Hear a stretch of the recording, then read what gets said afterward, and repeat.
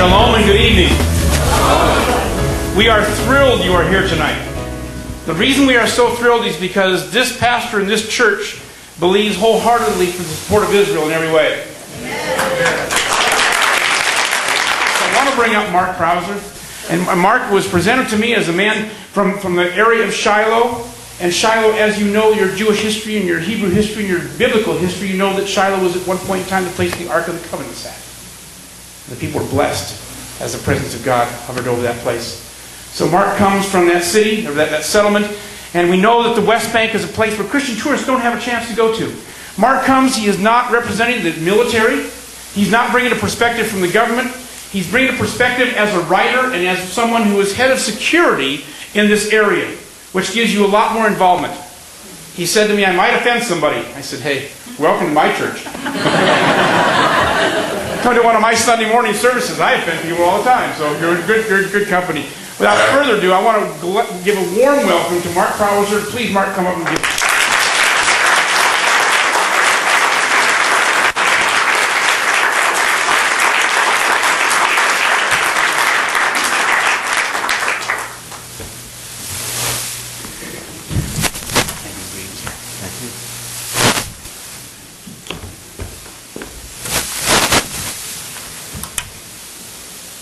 Good evening. Good evening. And first I want to thank you all for letting me speak here. As the pastor said, my name is Marc Prowisor, and I'm from Shilo. I'm married to Suri. I have 4 children, 2 boys, 2 girls. The same Shilo is the first capital of Israel.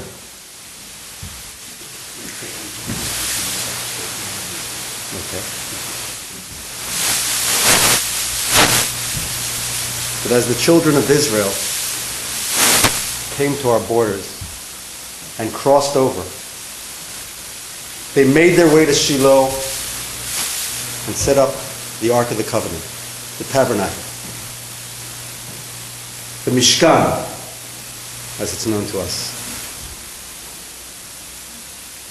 Same Shilo of Eli Cohen, same Shilo where Hannah prayed for a child, that child Samuel.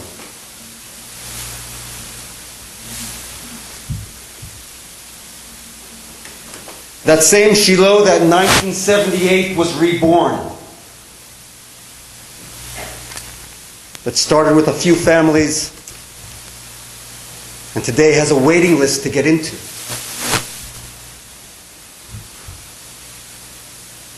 That same Shilo that during the previous Intifada, when the Arabs and other enemies thought that they could scare us away, doubled in size.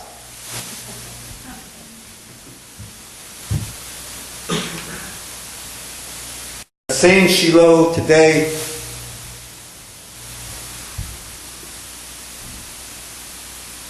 that has children singing and studying and industry and agriculture.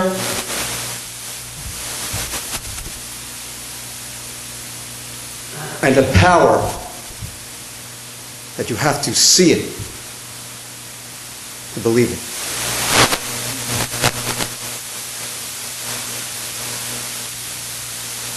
I had the privilege and honor in the years 1996 to 2006 to be in charge of the security, with God's help, of that region.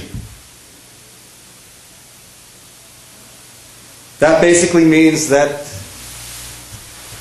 if there was any trouble, I had to be there. I was the sheriff. You know, it's funny, I'm reminded that when we made Aliyah to Israel in 1968. And when I was in kindergarten, or nursery school I guess it was, the teacher, they asked, what do you all want to be when you grow up? And all the kids were answering, of course, sheriff, a fireman, a policeman, and all that. And back then I said, well, I want to go to Israel. And I want to settle the land. Of course, she sent a note home to my parents saying something's not right here.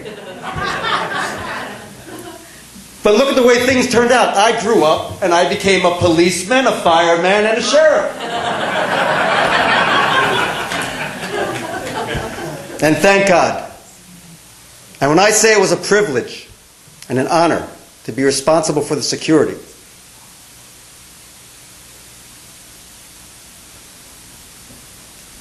to work with a new spirit that has been born in Israel, it's something that I can't always put into words.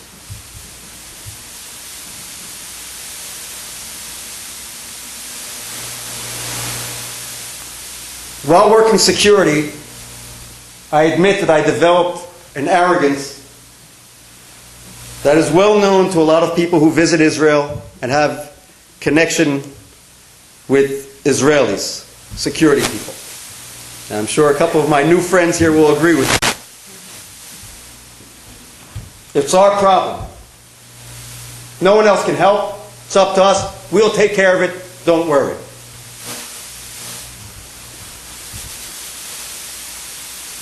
When the first Intifada started, we'll call it the Intifada 2000, the area of Shilo burned. Going to school, work, going out for an evening with your family became a life-threatening experience.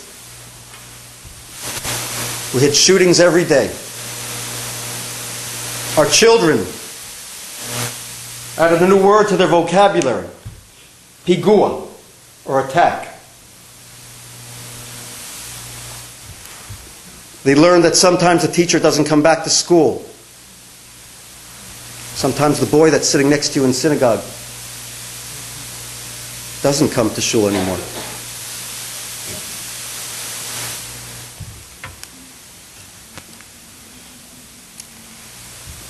Yet this same place continued to grow.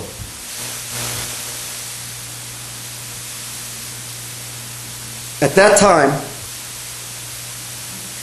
there was a particular attack that sort of changed the way I view things. In an area not far from Shilo, a place called Wadi Haramia, the Valley of the Thieves, one morning at 6 of an attack going on. Let me backtrack first.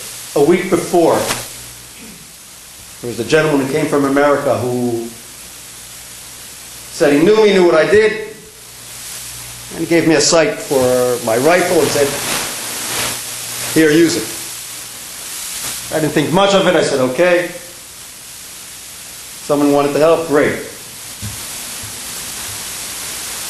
That morning after I got the call, and as I had become used to, jumped in my Jeep, ran off to the area. As I got there, I came across a scene that Hollywood could not reproduce. The bodies, the fear, and the sounds.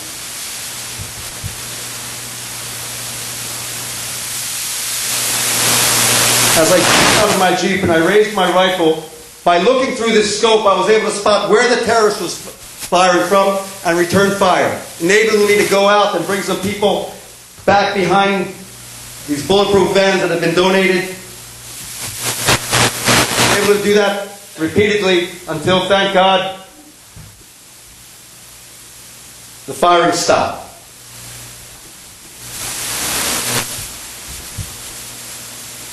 The dime dropped, if you will. I understood then that we weren't in it alone. That if I had had the privilege and the mitzvah of bringing people back home, that gentleman who was with me, right next to me, it may have been me firing the gun, but he was there.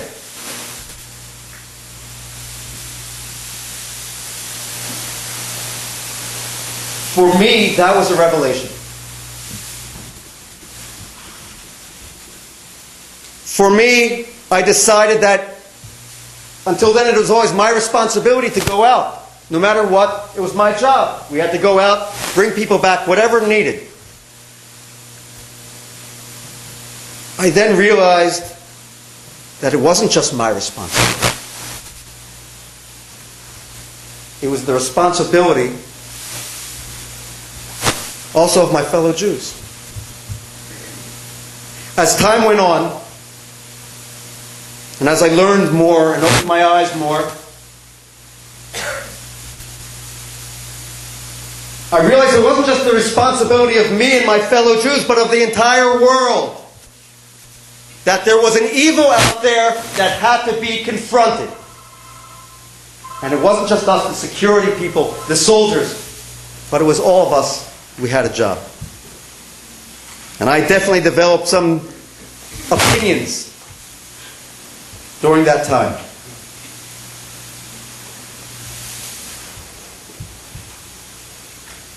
And it's some of those views that I'd like to share with you tonight.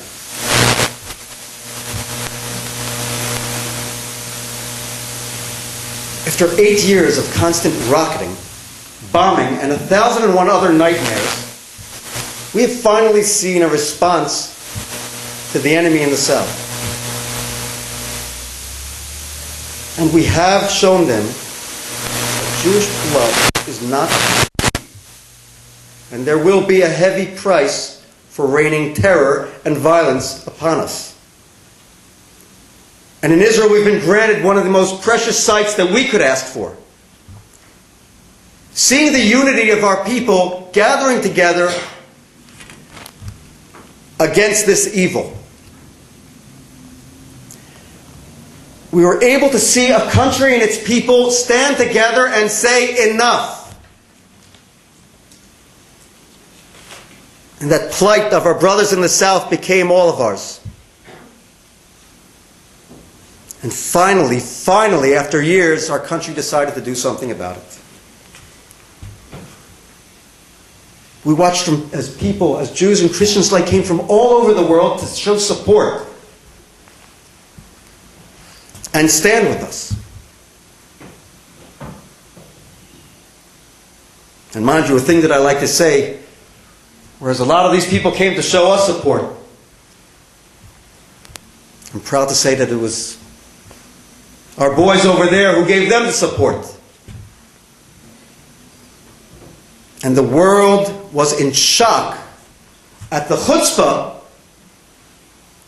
of these Jews defending themselves. How could it be that for 8 years our civilians being bombed and everything, it became the norm?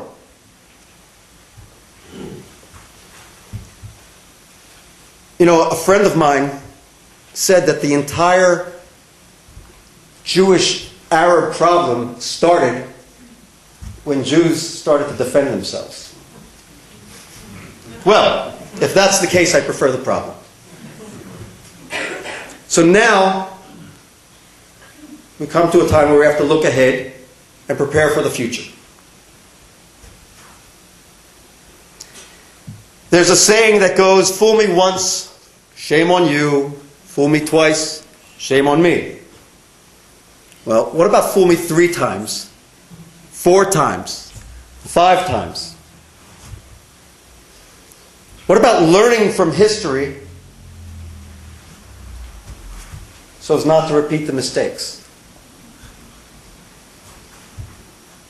In Israel, right now the elections are getting closer and closer. And I mean, I can look at it on my watch. And it seems like the supreme cause of getting elected is what's paramount at this time. Timing is right.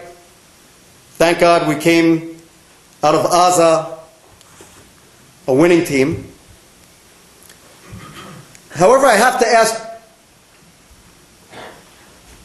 if we've won, how long?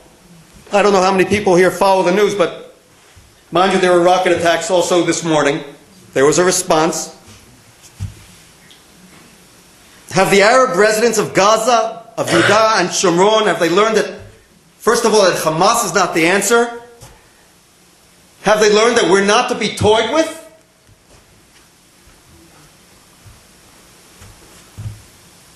I don't think so. I think the world will continue to blame us for everything, as they become used to doing.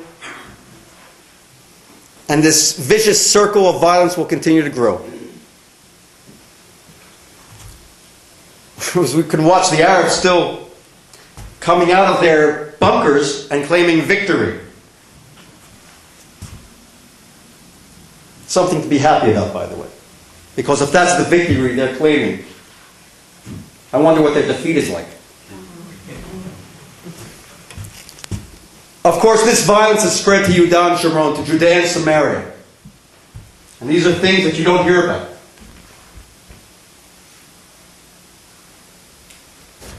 There have been renewed shootings, Molotovs, bombings.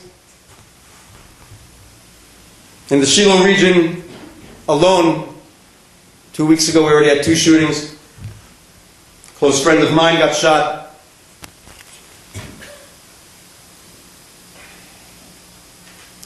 And the news is simply not getting out.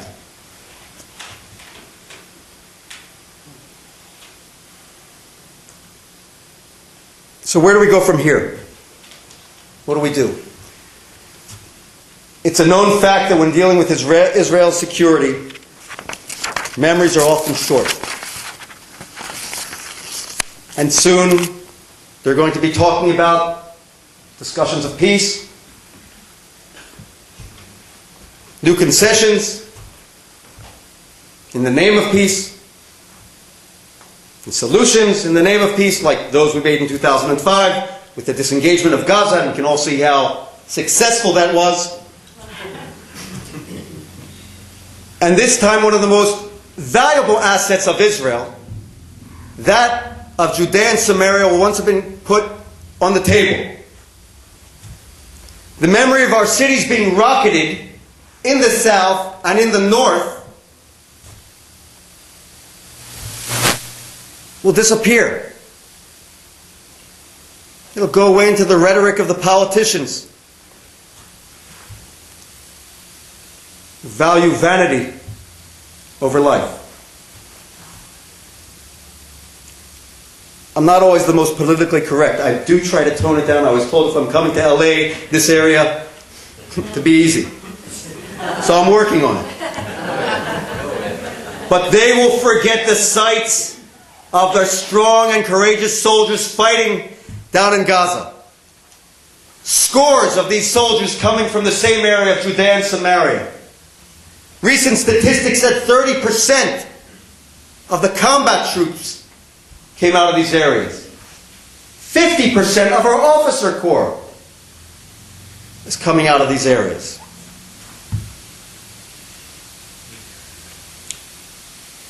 You know, people outside of Israel who are interested in Israel often find themselves preoccupied with the problems of Israel.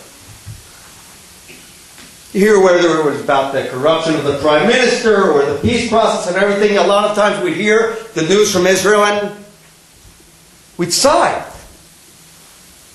We'd be frustrated. We constantly hear how the claim that peace evades the entire world, all because our ridiculous claim to a little piece of land called Judea and Samaria, or the West Bank.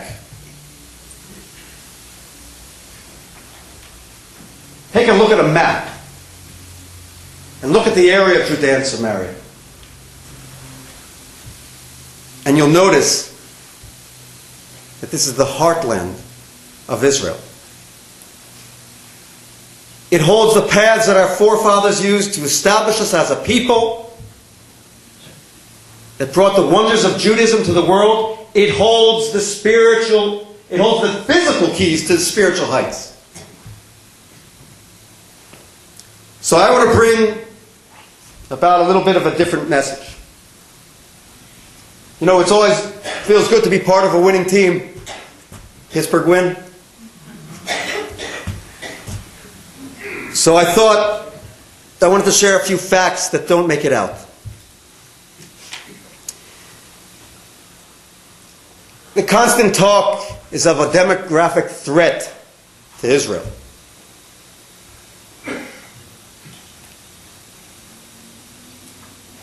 The highest birth rate in the land of Israel today exists in Judea and Samaria. More than the Arabs, more than what we call the Haredi, the ultra-Orthodox, the Hasidim, basically. And so, demographically, we are soon going to see the face of Israel changing. Like I mentioned, where the military, people would think of Israel, the first point of pride a lot of people think is Tzahal, the IDF. Today, and on future trips that those who haven't gone to Israel will make, go look at those units. And they're not just peppered with kippot, but flowing with them. Agriculture has returned to Judea and Samaria, historically rich with olives and grapes. It's been reborn to its former glory. Award-winning oils and wines, internationally award-winning, are not common anymore. And who is working the field? We're not seeing the Arab laborer anymore, but the Jews are out working their land, their historically given land. They are reconnecting. Industry is growing by leaps and bounds in all fields.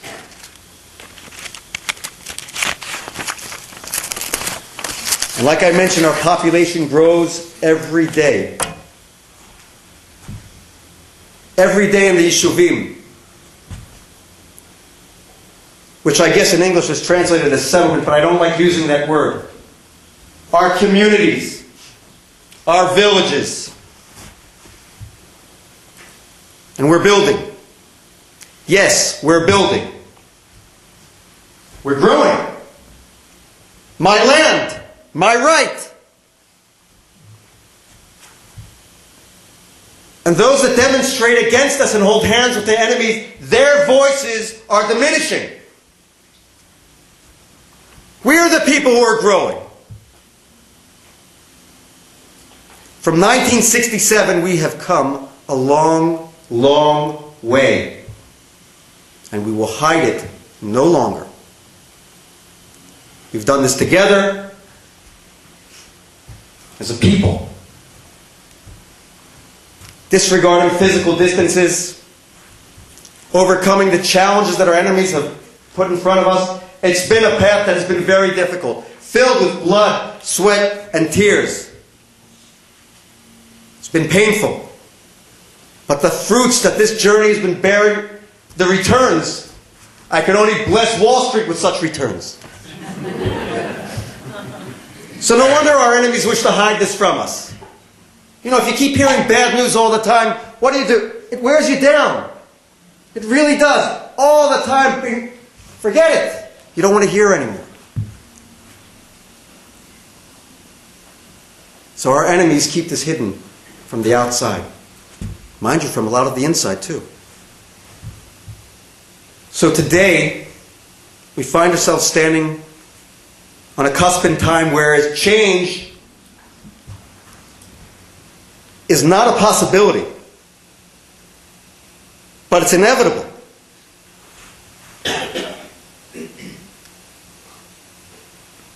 The one thing that is within our power is how to bring about that change and whether we can bring it sooner or later. And time is crucial. And that's why an effort must be made now. Not tomorrow, but today. Throughout the last Gazan campaign, I was watching all throughout the world how different groups have been supporting Israel, mind you, in its fight against terrorism and Hamas. And I've been watching those that value peace and truth rally behind Israel. I've watched a lot of the Arab leaders remaining quiet. Because a lot of them were aware of exactly what was happening in Gaza.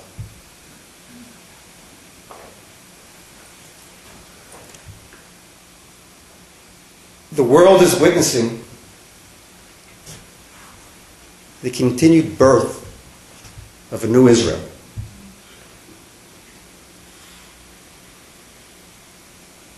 Good is triumphing. A scholar of ours, Rav Kook, said in the 1920s that the power, the strength of the old Yishuv, of the old settlers, mind you, of Israel, was that in their study. Their strength, how they were able to study the Torah, and their, just some words that I don't know how to translate, their connection, in a sense, to the Torah, to the Bible.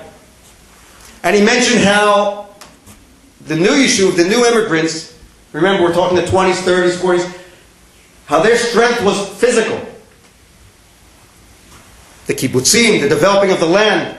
And he said in the future, there will arise, a new righteous people will rise with the characteristics of both.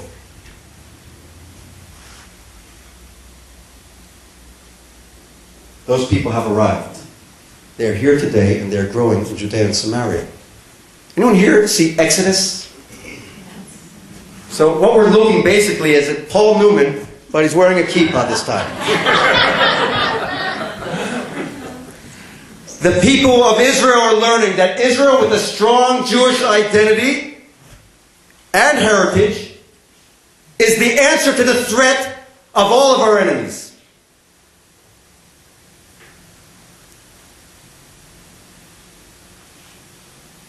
And the secret to this strength is the unity. And it's not just the unity of the Jews, but the unity of people worldwide siding with the truth. For us, I say, just to see an idea of this, I look at our soldiers. They come from all over Israel. They're geographic, different locations, cultural, religiously. And yet they work together as a unit.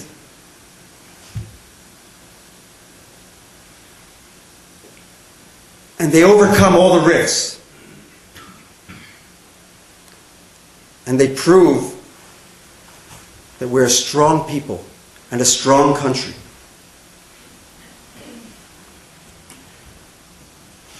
Right before the Gazan campaign, I went down to visit a group of soldiers. I work with various projects helping out the IDF. And there was a family in America that wanted to make a donation of some equipment to them. And I was amazed. This was right before, so remember, the political atmosphere there was horrible. But I was amazed at the high morale that they had. That despite what was going on, these guys, there was something. So one of them insisted on me taking a message to the family of this bar mitzvah. And his message was that they were doing this for all of the Jewish people in the land. He spoke out of the connection with Jews abroad. That's their motivation.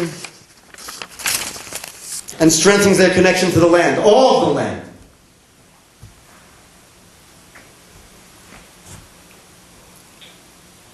And he insisted, mind you, that this word gets out. Not to let the politicians decide. But this is something, a cause that all of our people together had to take up. All of this coming from a 19-year-old.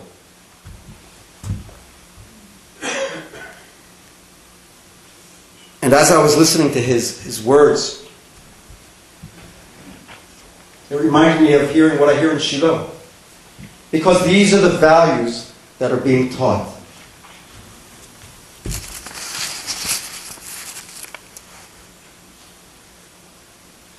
Separately, we're weak. And together, we're strong. And it is within our power to bring about change sooner than later.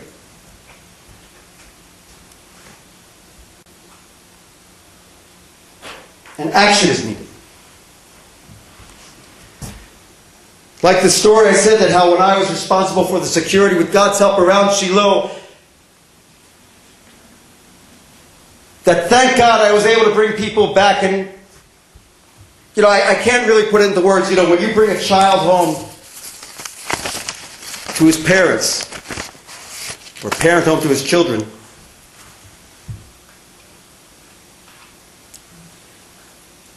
you just can't put it into words. But we all have the opportunity to be part of that. And not just the opportunity, we all have the responsibility to be part of that.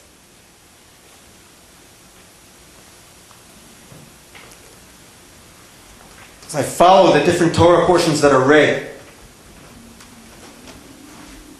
in the beginning, names such as Shechem, or Nablus, Ephrat, Bethlehem, Hebron, Shilo, Ai, Bethel. Where are all these places? They're in the heartland of Israel. If we look at a map and draw a line, it's like a spine.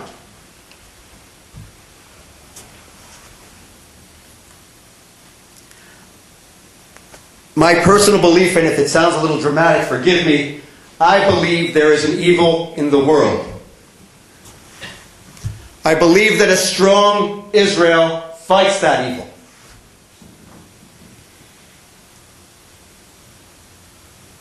If I go back just a little bit in time to 1993, when the Oslo Accords began, I see the first instance, one of the first instances, of Islamic terrorism reaching the shores of America in more of a serious way, the first bombing of the World Trade Centers. I see that as Israel continued to bow towards these terrorists, the increase of Islamic terrorism all over the world. These aren't my opinions, these are facts. I don't have the graphs with me, but check up with your FBI or CIA, I'm sure any analyst will tell you. As our leaders in Israel weakened and bowed to outside pressure, the opposite happened to the world. The race for peace became the race for conquest for others.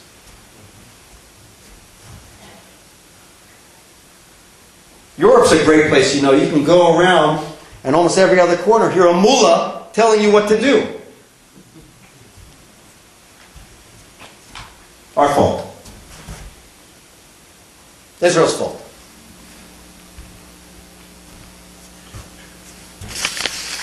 But we're learning.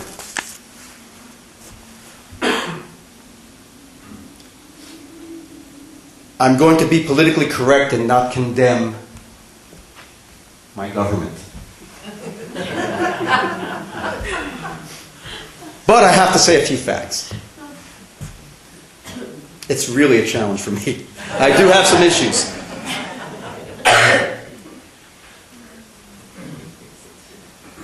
Recently, before the Gazan campaign, the government started rearming.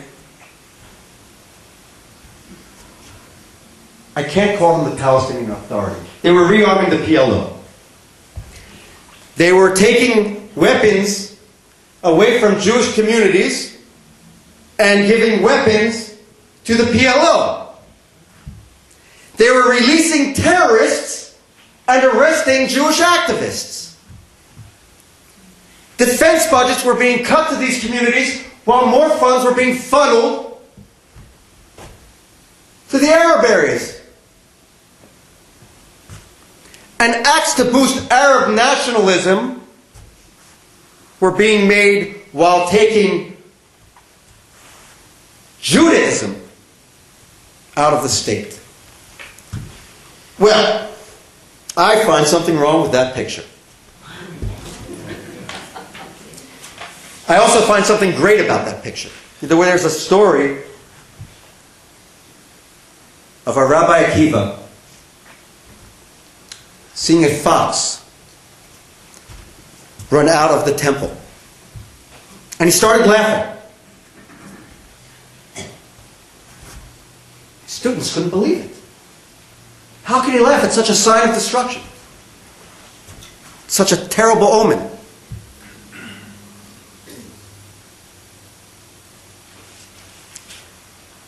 And he told them that it was a sign that there would be better times.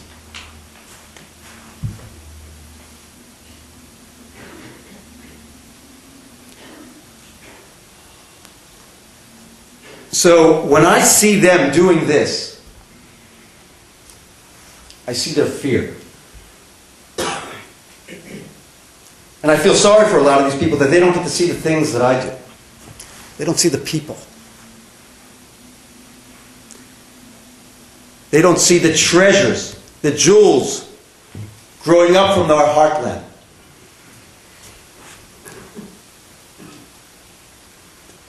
I often turn to the Torah for answers to solutions, questions that I have regarding the security situation and so on. Maybe not the most orthodox means, but it works for me. And I turn to stories and I relate to my history and I try to learn from that history and look at where I am today. There was a story that one of the tribes, I don't know how you say it in English, the Girgashi, you're going to have to trust me on this one, the Girgashi. One of the tribes, one of the peoples living in Israel at that time, before the children of Israel came back in, ran and left Israel before the children of Israel crossed back over the Jordan. Now, our scholars have said that they saw that it was they understood that it was the promised land to the children of Israel, and that's why they left. Scholars, for me, I've developed a different opinion. I say that when they saw the children of Israel standing on the border with faith in their hearts and strength and all this dedication, I think they said, you know what? We better get out of here. And it is that same strength and faith that exists today in Judea and Samaria and overtaking the country. We're back. And the Lion of Judah is roaring again.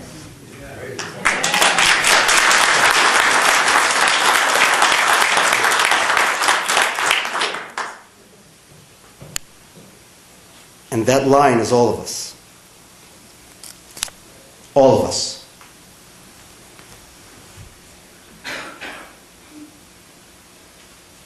The time, I always hear, and here's where, please do not take any offense, I always hear support. In Shilo, there's a lot of people that come, and I speak, thank God, I get around. And I always hear, we're supporting you, we're with you. And I appreciate that.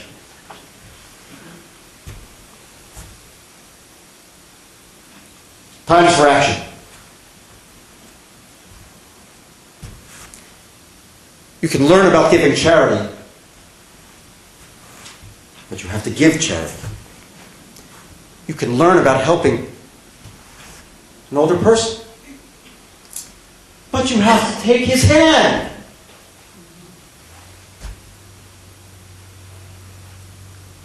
If we are to all defeat this evil,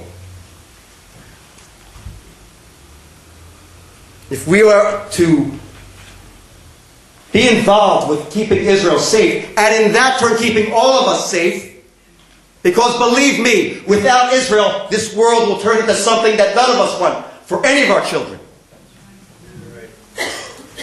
If we are to make that a reality, we are to take action. We are to be directly involved. We are to be the bullets for the guns. No, I'm not trying to bring military equipment in. Don't take it that way. But we are to act. It's my opinion. Mind you, I speak of Judea and Samaria. That's my opinion. I share it with a few million others. And I can only invite you to see what I'm talking about. But once you see it, be part of it. Whether you want to create a perimeter system or whatever, there are plenty of things. And mind you, there are ways to be in touch with me to learn more about these projects and so on. But the time is to act, and to act now. And it's crucial because the world is seeing what we are capable of, and they are going to do everything to come against us. I was amazed a few days ago. The president of Turkey made an interesting demand of President Obama. He asked the United States president to redefine terrorism and terrorists in the Middle East. And I appreciate that. And I respect his honesty. He simply stated the way most Muslims feel regarding the Jewish state and nation. Well, for that matter, regarding anything that they would consider infidel. And he had the gall to ask this at a time when there were still Al-Qaeda operatives waiting to kill American citizens.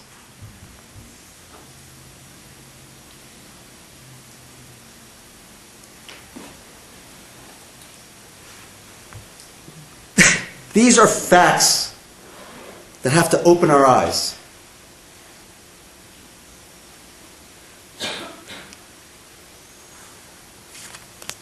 And it's up to us to spread these facts. You know, we were watching a film before, a little bit about, to get back to Gaza. I don't know how much of these stories have actually come over here. Have you heard about the booby trapping of the houses? You know that the families had to live in the houses that were booby trapped. Everyone heard about that? Do you know what would happen if a family removed one of the bombs? They'd be killed. Hear about that? You ever seen the film clip? How they grab children and hide behind them?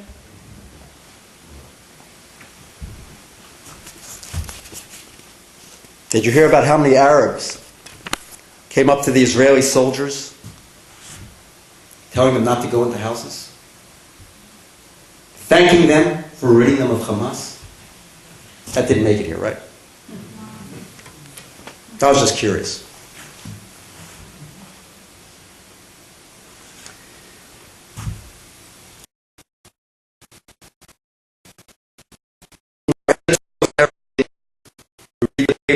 And everyone talking about this new reality, you know, how Israel, mind you, and we're being attacked for defending ourselves and everything. I like to say that in Israel we don't share that attitude. I like to call it the ghetto attitude. We see it very prevalent outside of Israel, among the executive staffs of various governments.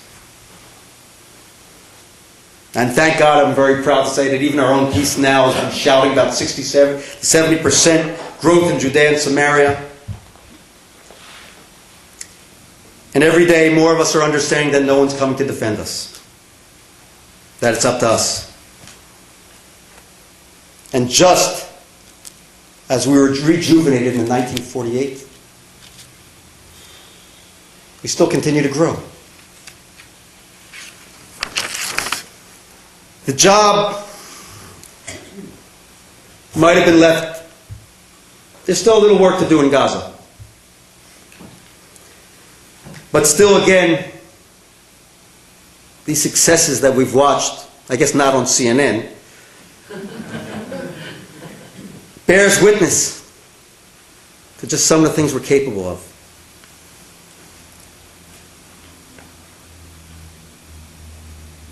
And again,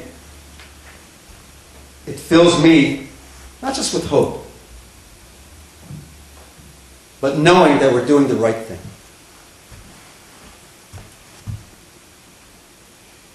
God willing, this reality should come about quickly, and we should know peace. And I'm sorry if I'm not presenting ourselves as this poor little nation over there needing help and assistance, because we're not. We are a very strong people. A lot of problems, a lot of opinions. But we are a very strong people. We are in our land, and we will continue to be there, and we will make these changes, and we will do it, God willing, as fast as possible and within our lifetime.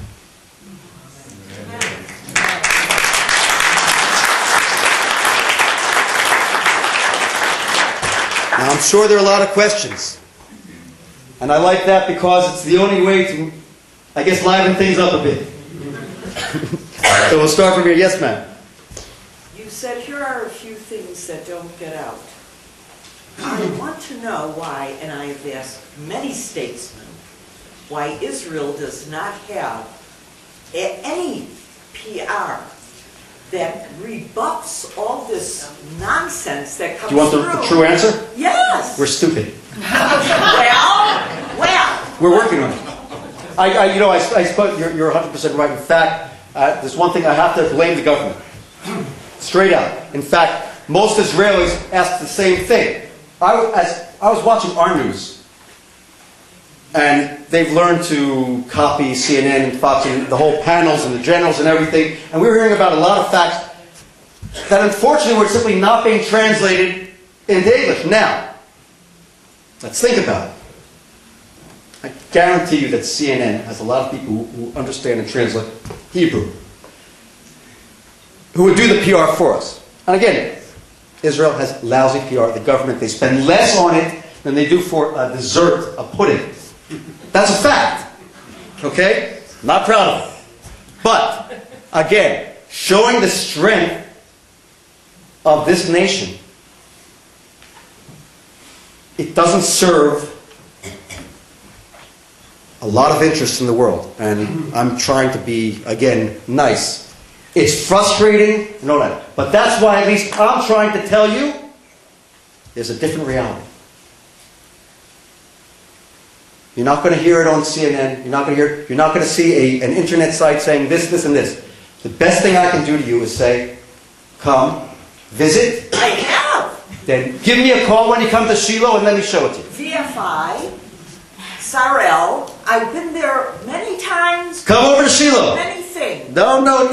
You come, I got a Jeep, I'll show you around. Trust me. Your phone number. I'll give you the card. Because it's disgraceful. I will show you things. get I'll show you things that when you come back, you're going to be 10 feet tall. And you're going to say, guess what I saw? Guaranteed. Yes, but I don't have the media exposure. Oh, I can tell my friends, and I can tell groups of people. Slowly. No, I know, I agree. It's been years. I agree. It's been years. 50 and years. It'll probably be more years. But truth 60. will come out. Not 60. It's actually all started from the 80s, from the Lebanese War, the first Lebanon War. That's when it started going down and changing. I remember that because I was a soldier in the first Lebanon War, and watching the news, what was going on, I couldn't believe it. I said, wait a second, I just came back. That's not going on. And this coming from, mind you, people in Israel also. It's a problem. We'll work on it. Let's see what happens first in 10 days with the election. Yes. Yes, sir. Are you saying, in effect, that the answer to Israel's problems is to annex Judea and Samaria Annex? to Gaza? Is that the I'm real- saying I understand. And secondly, Mhm. are you counting the Jews in Hebron as among this new breed that you're talking about in Judea and Samaria? The few hundred Jews that it takes thousands to protect? I mean, I just want to know. First of all, wonderfully, that the Jews in Judea and Samaria are various. You'll find different, whether it be in Hebron, Shilo, Bethel, Ophrah. I don't think we have to annex. I live there. And it's, again, my opinion, but yes, my opinion is that this is part of the answer, to strengthen this. We cannot afford to lose Yudan Sharon. If I rip out someone's heart, I guarantee you, he's not living for very long. And yes, I include the Jews of Hebron. I include the Jews of Shechem. I include the Jews of Shilo. I include all of them. And they're various, and they're different in different opinions. I don't necessarily agree with all of them, just like they don't agree with me. But we have one thing in common. The Jews. I believe it. Well, besides that, we have a few things in common. We believe in strength, we believe in our faith, and we believe that it's our land. The results of that affect the world. So yes, if we're going to go, I don't think we have to annex it. I think we're there. You're right. Law and all that. I'll leave that to the politicians. Right now, I know that I walk outside, and for those of you that have been in Shilo, I walk down to where the tabernacle stood. I look and I show my children, I say, look down there, imagine a few thousand years ago, a pillar of smoke to the heavens. And we walk and we pick up shards. And we wonder, who could have eaten from the sacrifice off of this? And my kids know that this is our land. And they see history, because they see it and they see it and they believe it and they feel it. So if we have to annex it, that's political. I think first we all have to know that it's ours. Then we'll let the lawmakers write whatever they want. Yeah, intermediary in the Middle East. And he has Don't you love him? Oh, yeah. How are you going to fight that? Because you know when it's going to come back. What's because you didn't flip? I have to be careful here now, see. I don't want to go outside and be arrested or as I land back. Let me tell you, like I said, the answer to all these people, to all of them, and I don't care who they are, or president of whatever nation, no offense. When I'm strong, that's the answer. If he wants to speak to the weak as those in my present government, then that's his problem. If he can't face the facts of this change, and all you have to do is look. All you have to do is go into the street and ask most of the Israelis, what do you think? And let me tell you, there's a lot of people who changed their mind regarding peace with the Arabs. We want peace. But that doesn't mean that I get my houses rocketed. And a lot of people living Ra'anana, Kfar Saba, all around in sense what they would call the Green Line, say, wait a second, it's not working. Hezbollah is about to bomb Tel Aviv. Hamas now says, well, we're going to stop fire and give you a year of quiet. As they just stopped, the Americans just stopped a boatload of Iranian arms. I guess George Mitchell didn't hear of that. They want to take Judaism out of Israel, and we're not going to let it happen. Very simple. That's what he wants to do. He wants to destroy the only democracy in the Middle East. As a security expert, he should understand. Better to have a base. What, he's going to trust it in an Arab nation that has history every decade? Goes to a different wedding? I don't know. Sounds like the man has a serious problem with the fact that Israel exists. Or that a true U.S. interest in the Middle East is Israel as a sovereign nation on all of its lands. That's not an emotional opinion. That is a strategical opinion. But then again, I didn't attend the Ramadan party at the Pentagon 2 years ago, so. Yes, sir. Sir, I'd just like to say thank you for your service.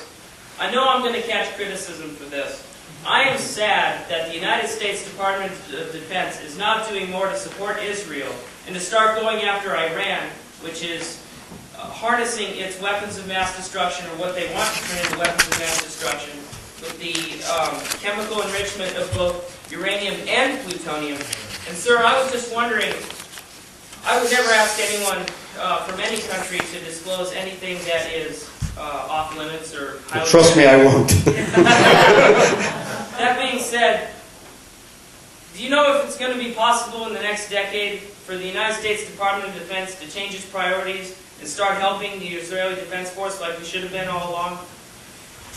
I don't think it's really the Department of Defense as much, and I mean, if you go down and hang out at the Pentagon a little bit, and you'll see that there's a lot of support down there, as much as it is the Department of State.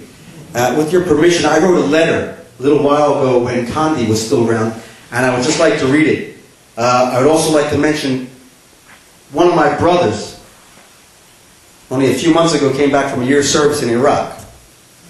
So I have like a dual interest in peace in the world and the Middle East. A while back, Condi said that, frankly, it's time for the establishment of a Palestinian state. And I wrote to her, she didn't answer, but I wrote, absolutely, the timing is right. With Islamic terrorists spreading, the growth of extreme Islamic factions and Islamic terror sleeper cells being created in the U.S., it is definitely the time for the establishment of a Palestinian state. While U.S. forces make it difficult for Islamic terrorism in Iraq and Afghanistan, they will need a new headquarters, and Gaza is simply not big enough. Having a stable democracy in the Middle East is no longer in. With Europe being taken over by Muslim extremists, it just isn't in fashion. How can you have a Ramadan party in the Pentagon if there's no Palestinian state? Yes, it is time for the establishment of a Palestinian state prepared for a Hamas takeover and throw the Middle East into another horrific war. However, this time, terrorism will spread to the U.S. and to the rest of the free world. We simply have to look at Gaza as a prime example of the peace-loving Palestinian state. While Condi and her teams continue to reward terror with prizes, their strength were growing. I don't recall Ms. Rice making a fact-finding mission to the various Jewish communities throughout Judea and Samaria without the escort of officials who oppose our existence.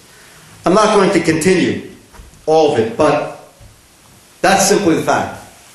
A lot of people I met from the Department of Defense, off the record, I see a lot of support because these guys are professionals. Look, I take part of my day job, if you will, is I consult on various counterterrorism issues. You know, they say experience is the best teacher. Well, I've had a professor. And I take these guys from around the world, not Jewish. And they look at me and they say, tell me, is your government crazy? And I, of course, say yes.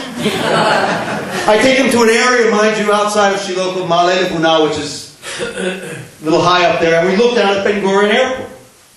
And they say, wait a second. I can shut that airport down. And I said, well, that's right. So when I say that there is an evil at work, there are forces at work against Israel, it's not just emotion. It's the way it is. We're not talking about just a political move against Israel. You know, how can U.S. interest, why is the major focus of U.S. interest on this little piece of land? I understand oil and so on, fine. Okay, so I'm not going to be naive. I'll say, yes, I know the U.S. government is interested in dollars. Okay, fine. I understand truth and value is not part of government anymore. Give it. Whatever happened to humanity? There are millions of people dying around the world.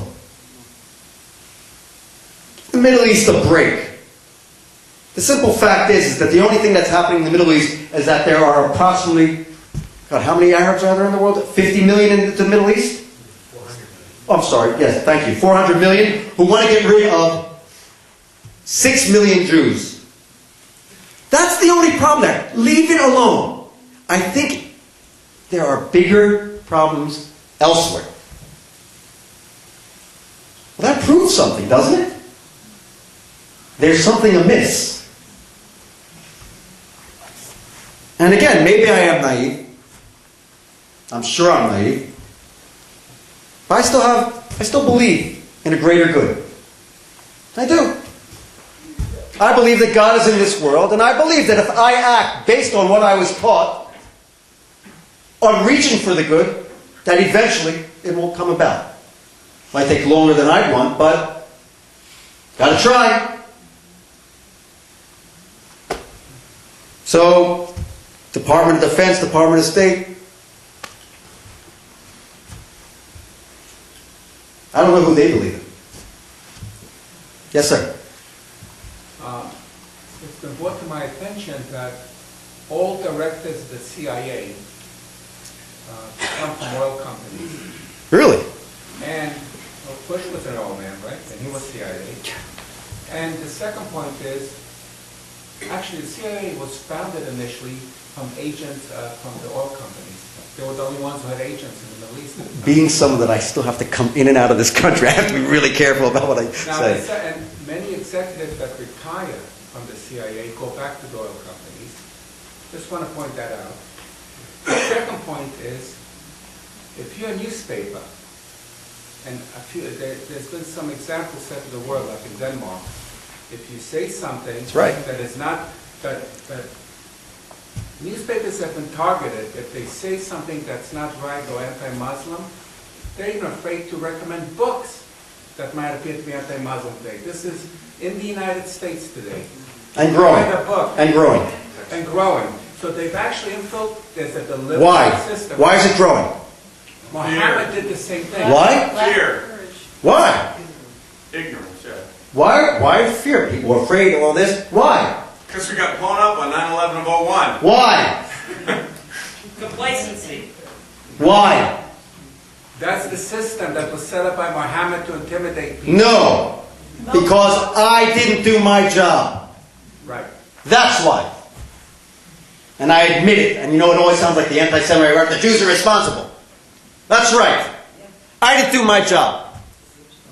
I listened to the world. I said, you know what, I'm going to try to be one with everyone, friends with everyone. I'm going to try to be this good guy. I made a mistake. Well, I learned from it. And friends sometimes need a pat on the back and saying, that's right. You learn from it, I'm going to help you. And that's when I say it's a joint effort. That's what friends do. That's what family does.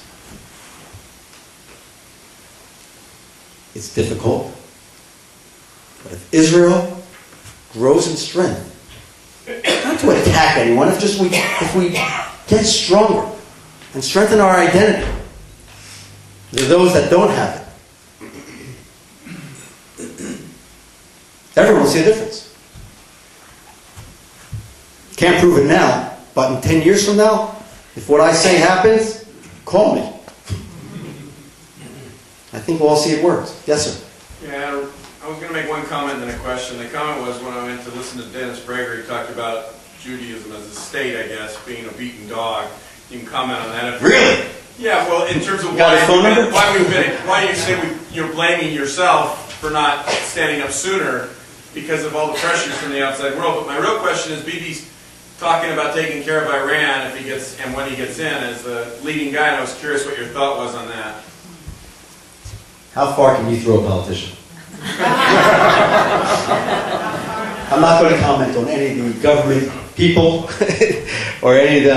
I simply can't. Again, action is proof. Taking care of Iran, what does he mean by that? What?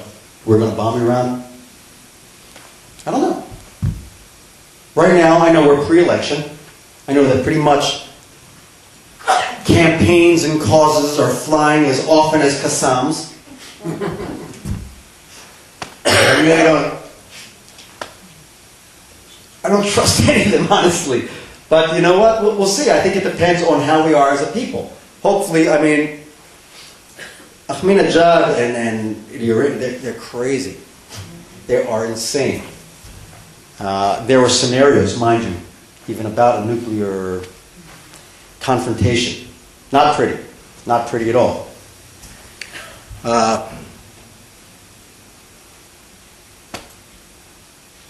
It's funny how if Israel has to be the one to take care of Iran, if Iran does develop and they decide to be capable of launching something, of course it will be Israel, because no one is good. No one cares about us, except us. And if we have to do it, God willing, we'll do it. Because no one else is. Bibi's going to take care of whoever's in government. I think any prime minister, as bad as they can be, and they can be bad, there are some things that they will do, eventually. Even if it takes another election. Quiet audience. Yes, sir. The issue here is the worldwide threat of Islam. Islam fanatics, not your everyday Muslim. Not your peace-loving Muslim that basically wants peace with everybody else. And is willing to live and cohabitate supposedly peacefully with Israel. The problem, as I see it, and I've just written a book on it. In fact, we're going to give you one. Thank you. The fact of the matter is that this threat is spreading worldwide now in 55 countries. And you can see the various stages around the world now just by looking at the activities and the political fallout that you see in particular regions of the world. I mean, you can follow it. Yes. And where it starts with tremendous emigration into these areas by Muslims. They're setting up shadow communities. They're setting up their own police state, taxes, you name it. And their intent is to destroy everything that we stand for in the West. Foremost among that is the right of a country such as Israel to exist. And my point of view is when are we going to all wake up and really face the facts that religion can have a very violent side and accept the fact. It's in their Quran. It's in their Hadith. It's in everything that Muhammad has ever written, that they rule by the sword. So your question is, when are we going to wake up? When are we going to all wake up and realize it's us against them? Tonight. I'm not ashamed Tonight. to say it. Tonight. Tonight. Tonight. Wake up. Wake your neighbors up. Everyone has their opinion of what's to be done. Do it. Do it. I was taught as a young soldier that if there was something, we would be given a goal or a mission, whatever, and we had to do it. That was it. Do it. Don't think too much. Do it. You've been trained. Do it. Very simple. Yes, ma'am. Do what? What we feel. Your opinion. Each one of us has different feelings, different How do you opinions. stop all these populations from escaping? Oh, that's definitely not a discussion for this evening. But there are ways. There are ways, and there's a lot of opposition, mind you, in the ways there. It's political. It's acting. It was not accepted. It's not politically correct. Sorry, but there are ways. And again, it's not sitting here right now for me on a stage saying, okay, let's do this, this, and this. There is an incredible force in America. And it's called the American people. It is time for them to act. I was raised, I only moved to Israel when I was 15. But there was some value system that I learned here. It's that same value system that young men and women join the armed forces. Not just for a job. We have to do things about it. We can't sit back and say, that's a horrible thing that's happening. Don't. Go to your congressman, and if he's not going to do it, say we're getting rid of you. I have heard about the power of evangelical Christian might here in this country. I want to see it act. I was born here, and I still have pride of being an American. I enjoy both worlds. I'm an American, I'm an Israeli, I'm a Jew. I want to see some of those things that I was brought up with here. I want to see people act. I am tired, and again, no offense, I am tired of hearing support, we agree, we this. I want to say, do it! Change it! What would you do to protect your children? Everything. What would you do to live to see your grandchildren? Do it! Don't talk! You have might, you have strength. Use it. Use it wisely. Use it with good. Not out of hatred. Don't say, I hate those people, I this. Because that comes from the other side. Do it to make a better society. Everybody deserves rights. Act with your heart, but act. Got to include the brain also, but you have to act. Mark, would you point out the strategic importance of Judea and Samaria to Israel? And point out also that what a mistake it was to leave Gaza and why we're paying for it. There's obviously geographically strategic importance of Judea and Samaria. Like again I said, they can shut down the airport. The danger, you cannot protect a border like that anymore with today's technology. We learned what happened when we left Gaza. And today the simple threat of Hamas takeover of Judea and Samaria is more than real. In fact, there are two generals in America, or over there right now, who their sole purpose is keeping Abu Mazen and his Palestinian Authority faction alive.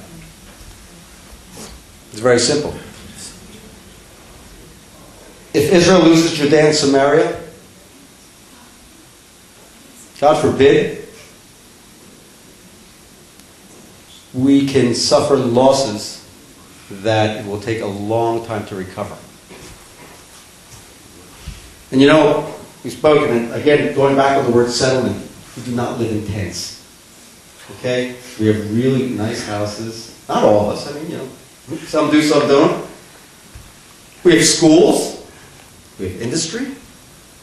We have artists, musicians. We have everything. Just things like you have in Simi Valley. Is this a settlement? Or is it a community? So remember, Jewish communities of Judea and Samaria. Don't give the media their thing. Mind you, just to translate, fix in the translation, the word settlement, which comes from Yishuv, is a mitzvah. It's a good deed. I don't know how it's translated, but that's where it comes from. It's just the media has decided to change and give it the wrong idea.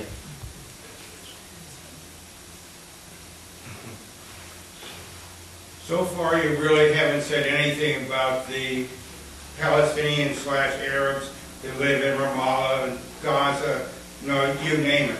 They're going to have to live there too, or live someplace. What do you have to say about them? How are they going to accept annexing or any other, live in peace Jewish control? You know, in 1948, or I'm sorry, UN partition, you're all aware of how the map looked? Right? And then the Arab nations attacked first, right? They attacked. Thank God we won. In 1956, when they tried to choke us out of Sinai, the Straits and everything, blockade, so there was a war, thank God we won. In 67, when again having 7 Arab nations amassing their troops with the intent of destroying Israel, we won. Thank God. In 73, after a vicious surprise attack on us. We won. So how are we supposed to deal with that? You know what? Live in peace. If you can't live in peace, I'm not saying throwing them out. Everyone has it as there. People say, get rid of them, toss them out. Sort of like what we did with the Jews from Gaza. I say right now, very simple. Live in peace. You can't live in peace? Leave. You have where to go. Can you imagine what kind of life they would have? You know, remember, you mentioned about, it was funny, you mentioned about the Jews in Hebron, how they have thousands of soldiers defending them now. Before the Hebron Agreement, there were a few hundred. When there wasn't peace, there were a few hundred soldiers in Hebron. When there wasn't peace and there was quiet. Now that there is peace, there are thousands of soldiers in Hebron and there's not quiet. Explain that. Mentality of your enemy. There you go. Well, you equate the word peace with the Camp David Accord or... Oh no, believe me, I really don't. I equate the word peace with just quiet. That's not peace, I know that. Believe me, I was just being, Yes. Sir, just one more question I have. You can have a lot of questions. I know that whenever I'm arguing with folks who say, "Oh, it's the Jewish oppressors and they're the ones that fall for all of this and stuff like that," I find that 9 times out of 10, the deal breaker in these kind of arguments is when I say, "Well, look at what children in Israel and their schools are taught versus what the children in Palestine are taught." No. The children of where? All over there. I hear that. Children of where? Palestine. No. Muslim. The Arab children. Everywhere. You know what Palestine is? Everywhere. You know what Palestine is? Well, what happened with... No, not that. Why was the name Palestine given? Why? Adrian, to be more exact. Why? Take away the identity. He first named the area Judea, renamed it to Palestine. Take away the Jewish identity and you will defeat the people. That's why I do not call it, first of all, the West Bank. It is the West Bank of Jordan, just as Jordan is the East Bank of Jordan. It is Judea and Samaria, to be more accurate. I live in the region of Benjamin. I border on Ephraim. Okay? You're right. What they teach. But the world, it doesn't interest CNN. You know, they have a great little mouse that goes off Farfura. He goes and he gets killed by the Israeli soldiers. Imagine what these kids are learning. You know, their camps, what do they dress them up as suicide bombers? There's a problem with their education. Can you tell me why the U.S. State Department, why they don't address that problem? Is that a question for me, sir? Or? No, that's a question for Hillary. I guess she's the Secretary of State right now. If you can answer, please, go ahead. I'm sure it'll be great. Political correctness. That's politically correct? Well, we're afraid of telling the truth. The government is, I'm sorry. So that's not politically correctness, that's cowardice. Difference. Politically correct is when I don't curse different members of my government or something, or say anything like that. That is cowardice. And our part might be the complacency part. I don't know. It has to be thought of. You know what? Why should the nation really be concerned what's happening so far away? I don't blame. Look, thank God we can really live a wonderful life here, and I think there's no reason to involve the American people with. It's really, look, yes, the problem in the Middle East is a problem that affects the world. Simply because if we capitulate to what's happening, the world will feel it. Complacency?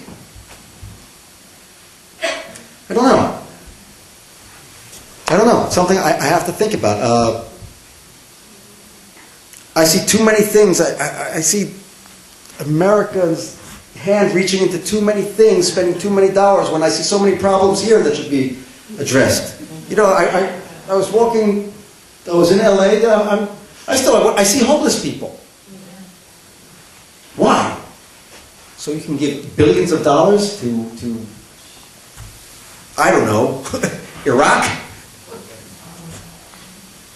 I don't know. I think there's a lot of problems here, and I think they have to be addressed. Instead of wasting time on helping the Arabs conquer Israel. We'll take care of it. You know?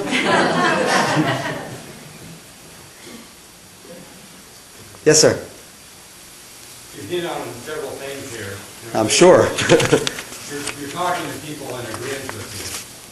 But I'd like you to talk to the American that doesn't even think, don't be offended, that Israel does not have a right to exist. Oh, I speak to them all the time. Okay, and what do you say?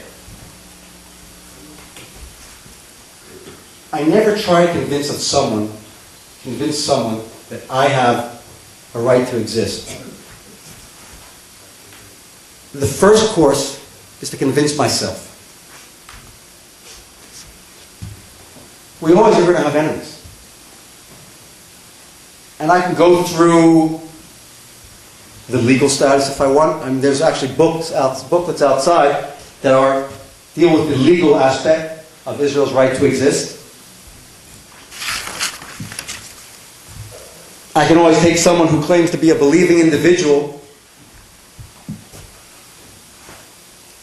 show them the words,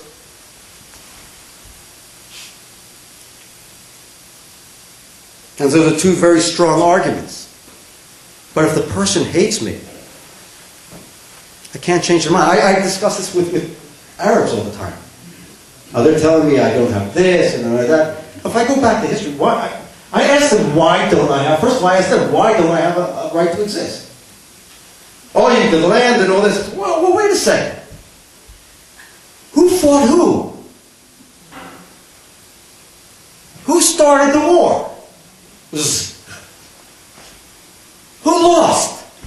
Oh, I have to lose, and this way, or I have to win and give back. I have to win and give back, and you have to continue to fight me and attack me. Like I said in the beginning, if this whole Jewish-Arab problem started because Jews started defending themselves, you know what? I really do prefer the problem. You want to kill me? Tfaddal, as we say in Yiddish. Come on. I'm not going down. It's very simple. If the guy is decided that he hates me and I have to die, there's nothing I can do to change it. I'm not even going to waste time and say, yeah, but you know, I really do. I mean, you want to take it to a court or something? You know the way the world feels. I see hatred. It's not whether I have the right to really exist. It's his understanding that I do exist, and I am here, and I will exist.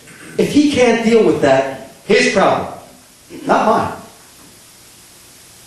And if he tries to harm my existence, then there are consequences. People, they were talking about, all the demonstrations, Israel's response towards Gaza and everything, disproportionate.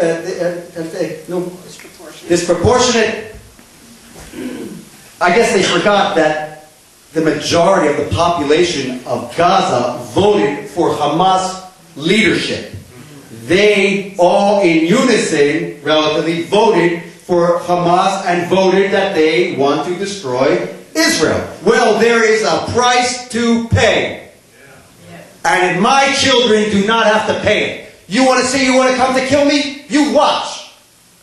And it upsets me that we didn't finish